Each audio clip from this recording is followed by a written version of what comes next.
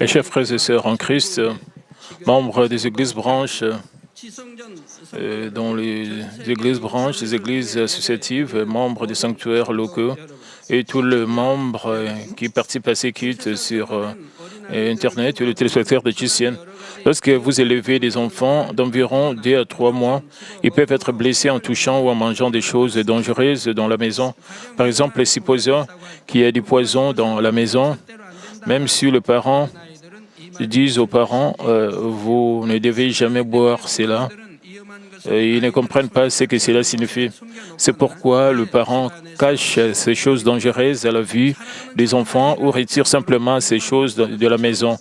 Il retire simplement les substances nocives de la maison afin que les enfants ne soient pas blessés. Je pense que vous ferez pareil, n'est-ce pas? Mais en lisant la Bible, nous trouvons quelque chose de difficile à comprendre. Il s'agit de l'arbre de la connaissance du bien et du mal. Dieu a créé l'homme à son image et a tellement aimé le premier homme, Adam. Il a mis son bien-aimé Adam dans le jardin d'Éden pour y vivre. Il y plaça aussi l'arbre de la connaissance du bien et du mal. Mais si Adam en mangeait, il mourrait certainement. Adam a mangé du fruit de l'arbre et lui et ses descendants sont tous devenus des pécheurs qui ont dû faire face à la peine de mort. Pourquoi alors Dieu a-t-il placé un arbre aussi dangereux dans le jardin? Dieu ne savait-il pas qu'Adam en mangerait? Cela signifierait que Dieu avait quelque chose et qu'il ne savait pas. Et donc, nous ne pouvons pas dire qu'il est omniscient. Cependant, si le Dieu Tout-Puissant plaçait l'arbre là, sachant tout, cela signifie qu'il n'aimait pas Adam. Bien sûr que non.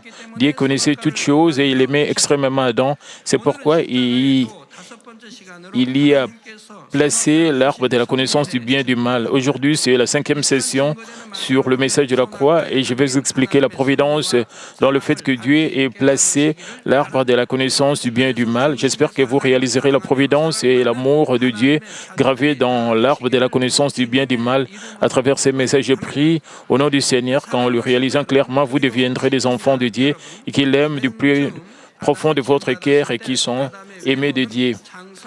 Chers frères et sœurs en Christ et spectateurs, quand Adam a été créé, pour téléspectateurs, quand Adam a été créé pour la première fois, bien que son apparence soit celle d'un adulte, il était cependant comme un nouveau-né en ce qui concerne la connaissance. C'est comme un tout nouvel ordinateur de haute technologie qui ne contient aucune donnée. De cet état, Adam a progressivement acquis toutes sortes de connaissances directement de Dieu. Il a appris sur Dieu, le monde spirituel, la vérité, la bonté, la lumière et bien d'autres choses de la connaissance spirituelle, y compris la connaissance nécessaire pour régner sur toutes choses. Après qu'Adam ait acquis suffisamment de connaissances, il avait finalement les qualifications pour régner et tout soumettre en tant que Seigneur de toute la création. Genèse 2, 19 dit « L'Éternel Dieu forma de la terre tous les animaux du champ, tous les oiseaux du ciel, et les fit venir vers l'homme pour voir comment il les appellerait, et enfin que tout être vivant porta les noms que lui donnerait l'homme. »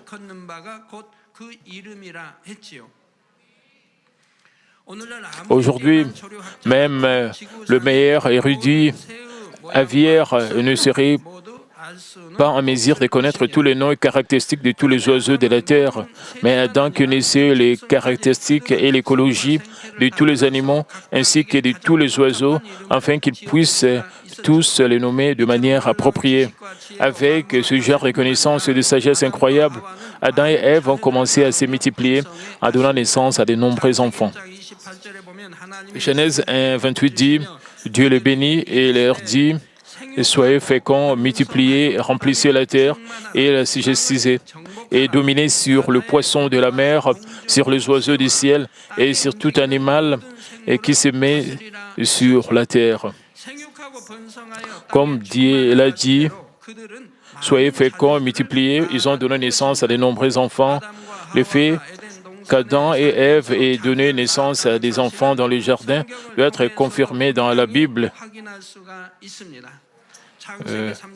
Dans la première moitié de Genèse 3, 16, Dieu a dit, c'est-à-dire moi-même, j'augmenterai la souffrance. Et j'augmenterai la souffrance, c'est-à-dire la douleur d'Ève de tes grossesses. Tu enfanteras avec douleur et tes désirs se porteront vers ton mari et il dominera sur toi. L'expression « j'augmenterai » nous dit qu'Ève avait déjà eu des douleurs liées à la procréation. Pour que le bébé sorte, il faut que le bassin s'élargisse. Ainsi, il faut qu'il y ait de la douleur. Avant la malédiction, la douleur était moindre, mais après cela, Dieu a dit que la douleur augmenterait. C'est pourquoi il y a énormément de douleurs et de souffrances lorsque les femmes donnent naissance à un bébé. Mais la douleur de la procréation diminue à mesure qu'une femme se débarrasse de ce péché et devient sanctifiée. Dans les cas des membres et femmes de notre Église qui essaient de se sanctifier, de mener une bonne vie chrétienne, elles ont pour la plupart un accouchement facile. Il y en a beaucoup qui accouchent sans douleur. Après avoir réussi la prière avec foi, elles accouchent en si peu de temps, sans trop de douleur. Chers frères et sœurs,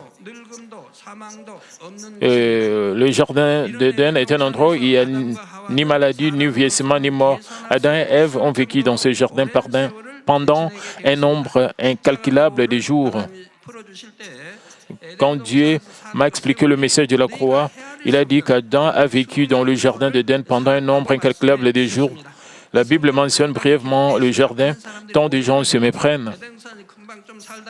Ils pensent qu'Adam a vécu dans le jardin pendant une courte période jusqu'à ce qu'il mange du fruit de l'arbre de la connaissance du bien et du mal. Nous disons que la culture humaine s'étend sur 6000 ans. Mais le début de cette période n'est pas le moment où Adam a été créé, mais le moment où il a été chassé sur cette terre.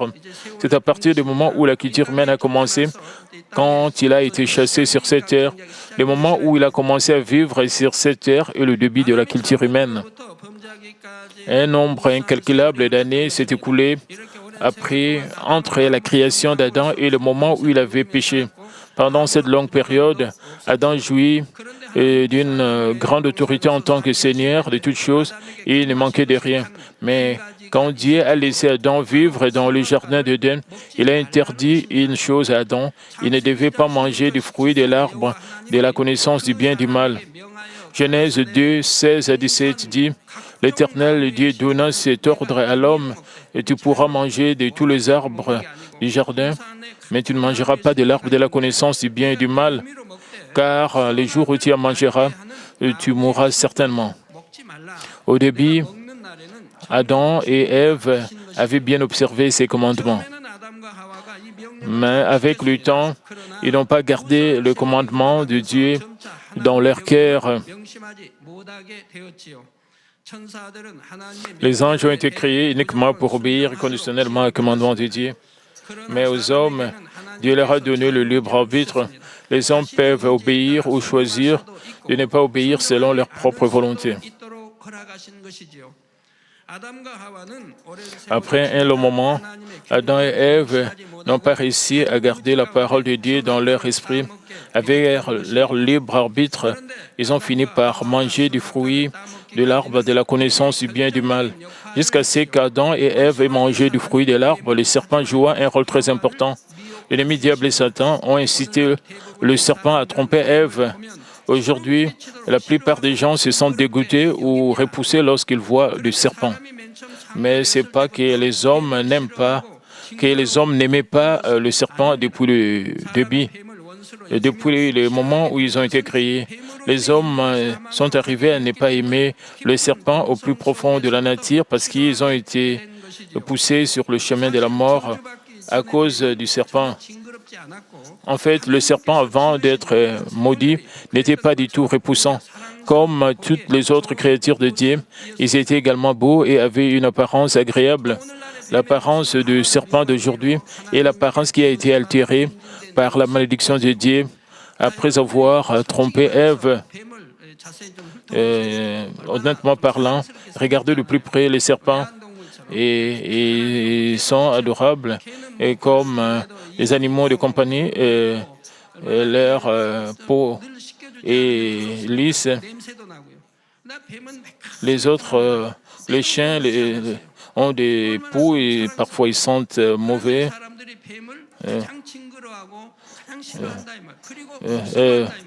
Mais les gens ont peur détestent le plus les serpents, surtout les femmes. Les femmes ont plus peur des serpents. Certains hommes ne peuvent pas avoir peur des hommes. S'il vous plaît, comprenez. Et il n'y a pas beaucoup, seulement paix. Et j'ai réalisé, après avoir accepté le Seigneur, et quand je lis la Bible, parce que le serpent a tenté Ève,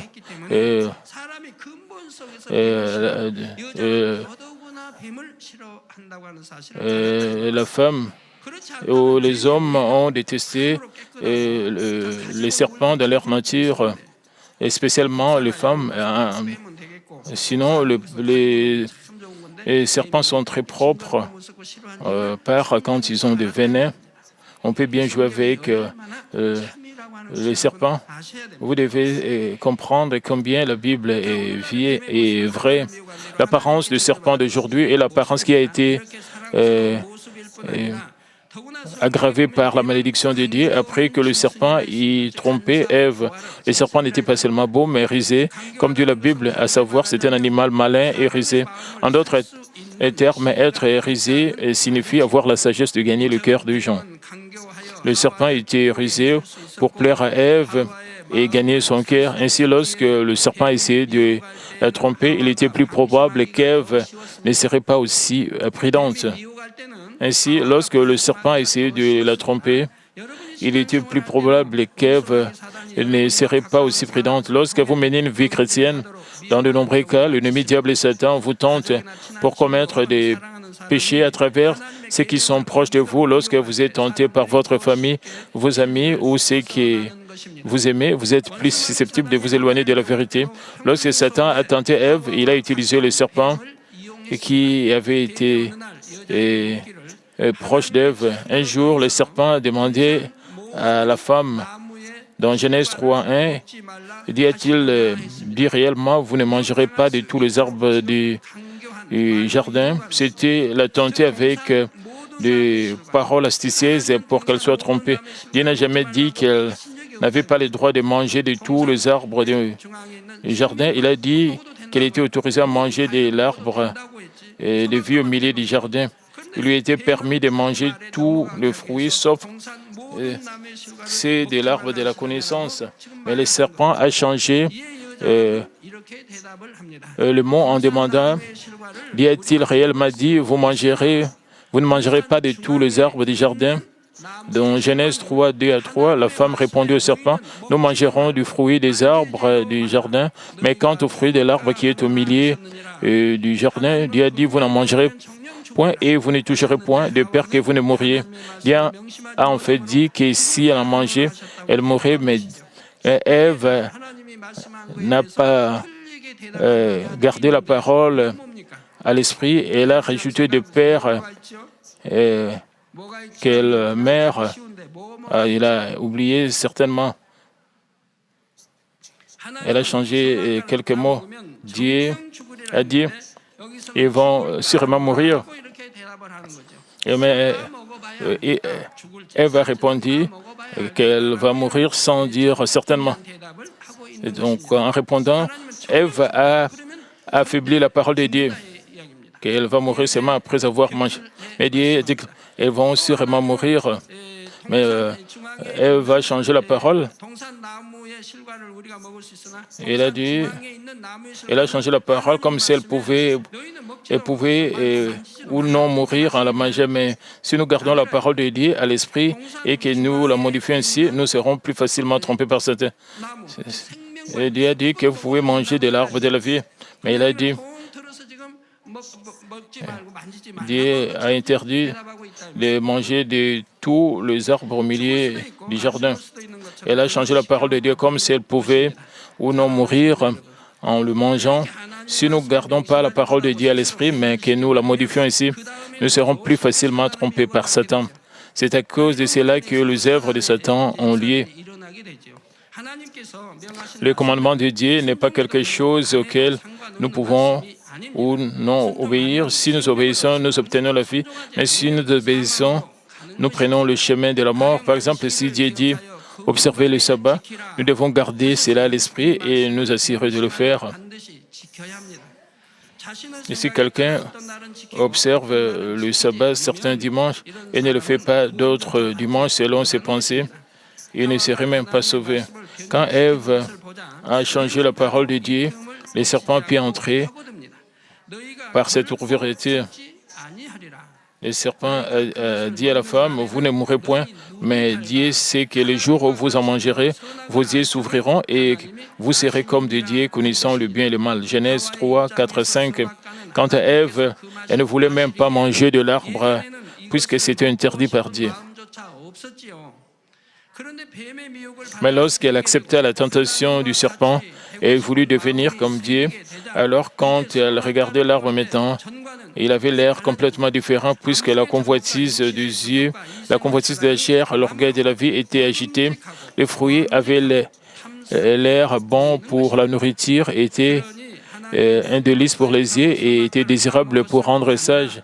Ainsi, elle viola les commandements de Dieu et mangeant du fruit de l'arbre et a même donné le fruit à son mari, Adam, pour qu'il le mange. C'est la même chose avec vous. Par exemple, lorsque vous voulez absolument observer le sabbat, vous n'aurez aucune envie d'aller pique-niquer ou regarder la télévision le dimanche. Mais vos amis viennent vous tenter en vous disant de venir avec et pique-niquer dans un bel endroit le week-end. Ensuite, vous devez fermement chasser ces tentations. Si vous l'acceptez dans votre cœur, vous aurez toutes sortes de pensées comme sortir le dimanche, vouloir voir le beau site, etc. Si vous violez le sabbat une fois, cela devient 2 fois, 3 fois, alors vous continuez à le violer. Vous aviez essayé si ardemment de le garder et être entré dans le 2e et 3e niveau de la foi à partir du 1er niveau. Ainsi, ce serait ridicule si vous recommencez à le violer. Vous pourriez même accepter la tentation et violer le dimanche. Cela crée un grand mur de péché entre vous et Dieu. À la suite de la désobéissance d'Adam et Ève au commandement de Dieu, la parole de Dieu qui disait « Vous mourrez » s'est réalisée dans leur vie. Selon la loi du monde spirituel, dans Romains 6, 23, le salaire du péché, c'est la mort. Ils devaient payer le prix de leur péché. Bien sûr, Adam et Ève ne sont pas morts immédiatement au moment où ils ont mangé du fruit de l'arbre. Mais la parole de Dieu disant « Tu mourras » ne concernait pas seulement la mort physique. Et cela s'est référé à la mort plus fondamentale qui est la mort de l'esprit. Notre corps visible n'est qu'une coquille pour contenir notre esprit. Et les choses les plus importantes pour les hommes sont l'esprit et l'âme qui sont contenus dans les corps. L'esprit des hommes peut vivre en recevant la vie de Dieu par la communication avec lui, mais après qu'Adam soit devenu un pécheur et ne pouvait plus communiquer avec Dieu. Ainsi, les hommes ont été coupés de Dieu. L'ennemi diable et Satan ont pris les hommes comme le leur et les ont fait commettre des péchés, les ont finalement traînés en enfer. Même si le corps meurt et se décompose et disparaît, l'esprit des hommes ne s'éteint pas. Ainsi, ils entrent en enfer et ils font face à un châtiment éternel. De même, lors la communication entre Adam et Dieu a été interrompue. Nous disons que l'esprit d'Adam est mort. En raison du péché d'Adam, non seulement Adam lui-même a été maudit, mais aussi tous les descendants nés après et ceux-là sont devenus des pécheurs comme Adam et ont également été sujets à la mort. Ainsi, puisque les descendants d'Adam ont reçu le sang d'Adam et Ève, ils ont tous le péché originel et ils étaient destinés à la mort. Ainsi, ces enfants qui sont nés avant qu'Adam et Ève ne mangent du fruit de l'arbre de la connaissance du bien et du mal et n'ont pas de péché originel et ils ne sont pas destinés à la mort. Chers frères et sœurs en Christ, ce ne sont pas seulement les hommes qui ont été maudit par le péché d'Adam, et toutes les choses sur terre qui étaient sous le contrôle d'Adam ont été maudites ensemble. Genèse 3,17 dit, il dit à l'homme, puisque tu as écouté la voix de ta femme, que tu as mangé de l'arbre au sujet duquel je t'avais donné cet ordre, tu n'en mangeras point, le sol sera maudit à cause de toi, c'est à force de peine que tu en tireras ta nourriture tous les jours de ta vie. Ils doivent souffrir pour gagner la nourriture. Avant, ils ne mangeaient de fruits et que des arbres qui portaient des fruits abondants. Mais maintenant, puisque le sol a été maudit pour produire des épines et des chardons, Adam ne pouvait obtenir de la nourriture qu'en travaillant dans la sueur et en travaillant dans les champs. De plus, sur le sol maudit, de nombreuses maladies et organismes vivants nuisibles sont apparus qui n'existaient pas auparavant. Les hommes ont également commencé à beaucoup souffrir de tests et des épreuves que leur infligeait l'ennemi diable et Satan. Parmi les choses maudites de cette terre, le serpent était le plus maudit. Genèse 3,14 dit, l'Éternel dit au serpent, puisque tu as fait cela, tu seras maudit entre tout le bétail et entre tous les animaux des champs. Et tu marcheras sur ton ventre et tu mangeras de la poussière tous les jours de ta vie. Avez-vous vu un serpent manger de la poussière? Avez-vous déjà vu cela? Vous savez, vous dites non. Dans les années 80, quand je suis allé dans des réunions de réveil en Corée et aux États-Unis, j'ai demandé à la congrégation, Dieu a dit que le serpent mangerait de la poussière. Je leur ai posé la question, est-ce que vous avez déjà vu le serpent manger de la poussière? Beaucoup de gens ont élevé leurs mains, c'était un mensonge. Et les serpents ne mangent jamais de la poussière. Les serpents vivent des rats, des grenouilles, d'oiseaux ou d'insectes, mais Dieu a dit au serpent de manger de la poussière. Ici, le serpent fait référence à l'ennemi diable et Satan spirituellement, et la poussière représente au sens figuré les hommes qui étaient faits de la poussière de la terre. Le serpent, en mangeant la poussière, signifie que l'ennemi diable et Satan feront des hommes charnels, vivant dans le péché, leur proie, et leur apporteront des tests, des épreuves et des désastres. Comme nous l'avons dit, ceux qui commettent de péché et dégénèrent en chair souffrent de toutes sortes de douleurs sous le contrôle de l'ennemi diable et Satan. Chers frères et sœurs en Christ, comme je l'ai brièvement mentionné au début du message d'aujourd'hui, lorsqu'ils entendent parler du péché d'Adam, les gens pourraient se poser la question suivante. Pourquoi alors Dieu a-t-il placé l'arbre de la connaissance du bien et du mal? Si Dieu n'avait pas placé l'arbre là, Adam n'en aurait pas mangé, alors il n'aurait pas commis de péché et les hommes ne seraient pas confrontés à la peine de mort. Dieu savait certainement qu'Adam mangerait et il aimait beaucoup Adam, mais néanmoins, il a placé l'arbre. Et quelle en est la raison? En conclusion, Dieu a placé l'arbre de la connaissance du bien et du mal pour donner le vrai bonheur à Adam. Et veuillez écouter attentivement ce que cela signifie. Le jardin d'Éden où vivait Adam était un endroit si beau et paisible et qui ne manquait de rien. Adam qui vivait dans ce jardin était très heureux, n'est-ce pas? Non, il n'était pas content. Il n'était pas content. Plus précisément, il ne pouvait rien ressentir qui ressemble au bonheur. Il n'était pas heureux. Il n'a jamais si c'est que le bonheur, c'est parce qu'il n'avait jamais expérimenté le malheur, n'a jamais qui est le contraire du bonheur. Adam n'a jamais connu de maladie, de mort ou d'accident dans le jardin d'Éden. Il n'a donc jamais souffert de chagrin ou de douleur causées par ces choses. Puisqu'il n'y avait pas de mort, ainsi il n'y avait pas de séparation. Bien sûr, si Dieu lui avait expliqué ce que le malheur, il aurait pu comprendre avec sa tête, mais jusqu'à ce qu'il en fasse lui-même l'expérience, il n'aurait pas pu réaliser dans son cœur combien cela est douloureux d'être malheureux. Puisque dans les jardins d'Éden, il n'y avait pas de misère ou de malheur, il ne pouvait pas comprendre cela.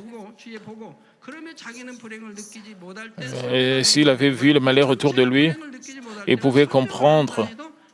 Et puisqu'il n'y avait pas de malheur dans le jardin d'Éden, il ne pouvait pas comprendre cela. Pour que les hommes réalisent la vraie valeur de quelque chose, ils doivent en avoir fait l'expérience opposée et apprendre la relativité des choses. Et supposons que vous n'avez jamais été malade depuis votre naissance, alors vous ne ressentiriez pas dans votre cœur à quoi ressemble la douleur et le chagrin d'avoir la maladie. Peu importe la quantité d'explications que vous entendez. Si vous voyez quelqu'un souffrir d'une maladie, vous pourriez avoir quelques sentiments à ce sujet, mais vous ne pouvez jamais ressentir la douleur d'être malade. Ainsi, vous avez paix de gratitude pour votre bonne santé. Mais si une personne en bonne santé tombait malade et souffrait, elle se rendrait compte de l'importance de la santé profondément dans son cœur et serait reconnaissante d'être en bonne santé. C'est pareil avec toute autre chose. Celles qui ont souffert de la faim peuvent être vraiment reconnaissants pour une nourriture abondante. Ce n'est que lorsqu'il y a du mal que nous pouvons réaliser que la bonté est vraiment bonne. Ce n'est que dans l'obscurité que nous pouvons réaliser à quel point la lumière est précieuse et sans pauvreté, nous ne serons pas reconnaissants d'être riches. S'il n'y a pas de haine, nous ne saurions pas que l'amour est bon. Supposons que nous connaissons pas aussi de la haine et que nous n'avons jamais haï, nous ne saurons pas combien l'amour est bon.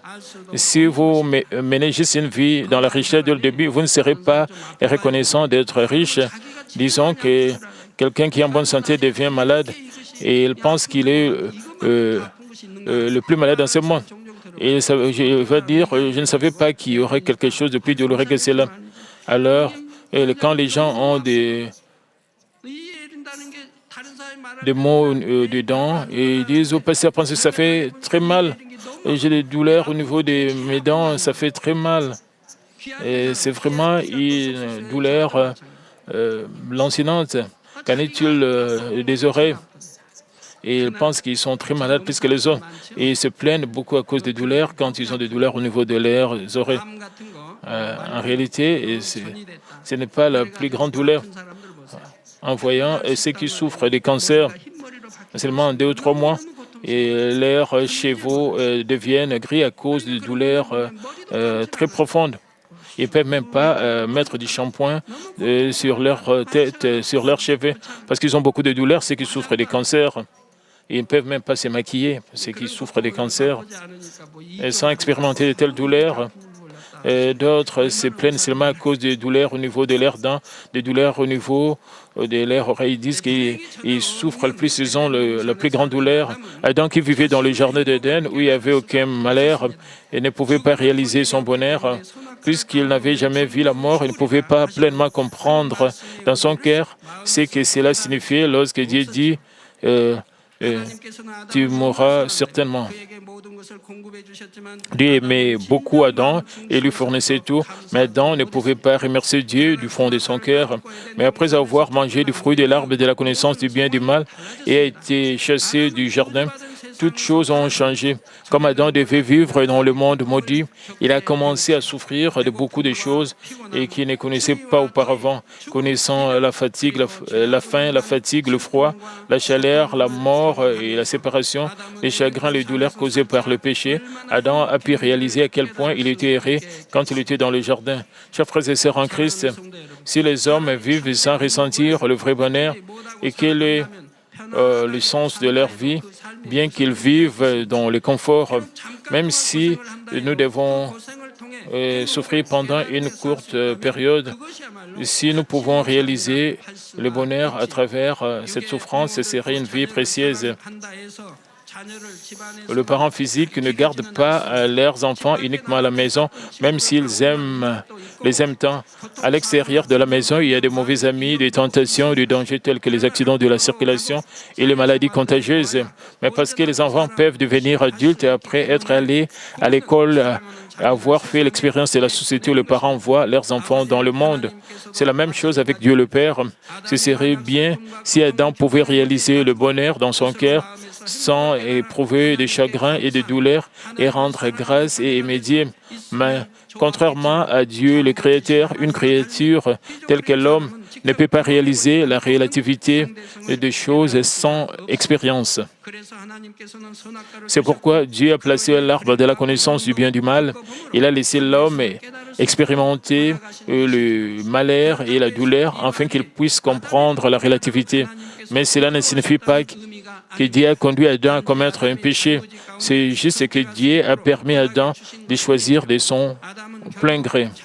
Et enfin, Adam a mangé du fruit de l'arbre de la connaissance de son plein gré et l'humanité a souffert de toutes sortes de douleurs telles que le froid, la chaleur, la maladie, la pauvreté, la faim, la séparation, la perte et la mort. Lorsque nous entrons au ciel, après avoir traversé le processus de la douloureuse culture humaine sur cette terre, nous pouvons réaliser à quel point la vie au ciel est bonne. Et nous pourrons ressentir au plus profond de notre cœur qu'est le royaume des cieux où il n'y a ni péché ni malheur. Et si bon, puisque nous avons déjà expérimenté le péché, les maladies, le peine et la mort sur cette terre, nous rendrons grâce à Dieu du fond de notre cœur de nous avoir donné ce ciel et vivrons dans la joie pour l'éternité au ciel. Même après une longue période, nous n'aurons pas des changements de cœur, des changements d'avis comme Adam qui n'a pas gardé à l'esprit et la parole de Dieu. Tout le monde, nous aimons l'or, les pierres précieuses, les diamants sur cette terre. À cause de cela, d'autres personnes commettent même le meurtre.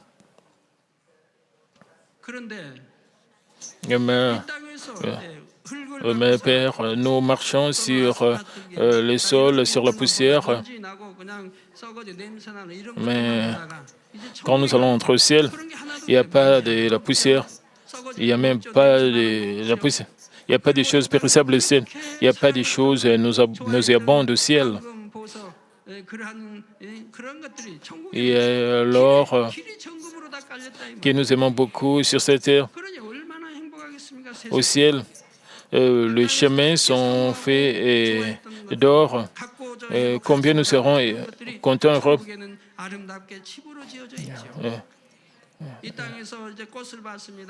Nos maisons sont construites comme cela. Nous voyons des fleurs sur cette terre. Nous expérimentons le parfum des frères, mais sur cette terre, le fer s'effane rapidement. Et elles sont en pleine floraison, mais après une semaine, 2 semaines, et tout se perd. Ce serait bien et ces fleurs restaient en pleine floraison pendant toute l'année, mais seulement après quelques mois, ces fleurs sont fanées. Mais au ciel, nous allons voir ces belles fleurs en pleine floraison, et ces fleurs sont vraiment agréables. C'est cette terre. Il n'y a pas de tel parfum, mais au ciel, le fleur nous donne un très bon parfum. Nous parlons même avec le fleur. Et partout, il y a de l'or, il y a même de l'herbe argentée. Vous sentez très bien au ciel. Combien nous serons pour toujours contents au ciel? Parce que nous avons été cultivés sur cette terre. Nous savions combien toutes ces choses sont bonnes. Disons que nous sommes nés au ciel et depuis le début, nous n'aurons aucune idée si ces choses sont bonnes. Nous n'aurons pas la gratitude. Nous n'aurons aucune idée au sujet de l'amour parce que nous avons vécu sur cette terre à cause de notre Seigneur. Nous avons reçu la vie éternelle. Nous avons reçu la qualification de vivre éternellement au ciel. Nous aurons la gratitude envers Dieu pour notre Seigneur pour toujours. La raison est que, contrairement à Adam, nous n'avons pas la connaissance, mais nous avons expérimenté la relativité. Ainsi, nous savons évidemment à quel point le ciel est bon. Ainsi, nous n'aurons pas un changement de vie au fil du temps, mais plutôt notre amour et nos actions de grâce ne feront qu'augmenter. Chers frères et sœurs en Christ, Adam a connu le malheur en mangeant du fruit de l'arbre de la connaissance du bien et du mal. Il pouvait alors profondément réaliser à quel point sa vie était heureuse dans le jardin d'Éden. Mais quand il réalisa ce fait, il était déjà devenu un pécheur. Sa communication avec Dieu avait été coupée et son esprit était mort. Il ne pouvait pas retourner au jardin ou revenir à la vie antérieure et heureuse. Non seulement Adam et Ève, mais aussi tous leurs descendants étaient destinés à recevoir le châtiment de la mort en tant que pécheurs. Maintenant, que pourraient faire les hommes à ce sujet? Comment les hommes devenus pécheurs ont-ils pu échapper au châtiment de la mort? Dieu savait dès le début qu'Adam mangerait du fruit de la connaissance du bien et du mal et commettrait le péché. Ainsi, avant même de placer l'arbre de la connaissance, Dieu a préparé la voie du salut pour l'unité. Comme Dieu savait toutes choses, même quand il s'est divisé, tout faisait partie de son plan. Il a préparé la voie du salut et essaie de diviser en Dieu la Trinité. Il a préparé le chemin avant le début des temps pour sauver les hommes qui deviendraient pécheurs du châtiment de la mort sans violer la loi du monde spirituel. Et quelle est donc cette voie du salut? Je vous en parlerai à partir de la prochaine session. Frères et sœurs, maintenant, comprenez-vous pourquoi Dieu a placé l'arbre de la connaissance du bien et du mal? Si vous réalisez la volonté de Dieu dans le fait de placer l'arbre de la connaissance du bien et du mal, vous ne pouvez qu'admirer l'étonnante providence de Dieu. Naturellement, vous remercierez Dieu du fond du cœur de nous avoir donné le bonheur éternel. Ceux qui réalisent ces faits et ont l'espérance pour le ciel n'auront que des actions de grâce et de la joie, quels que soient les genres de vie qu'ils mènent sur cette vie. C'est pourquoi 2 Corinthiens 4, 17 à 18 dit « Car nos légères afflictions du moment présent produisent pour nous, au-delà de toute mesure, un poids éternel de gloire, parce que nous regardons non point aux choses visibles, mais celles qui sont invisibles, car les choses visibles sont passagères et les invisibles sont éternelles. » Peu importe les genres de chagrins ou de douleurs que nous subissons sur cette terre, ce n'est que momentané pour nous. Après cette vie, nous jouirons du glorieux royaume céleste et du bonheur éternel pour toujours. J'espère que vous réaliserez l'amour de Dieu qui veut nous donner le vrai bonheur.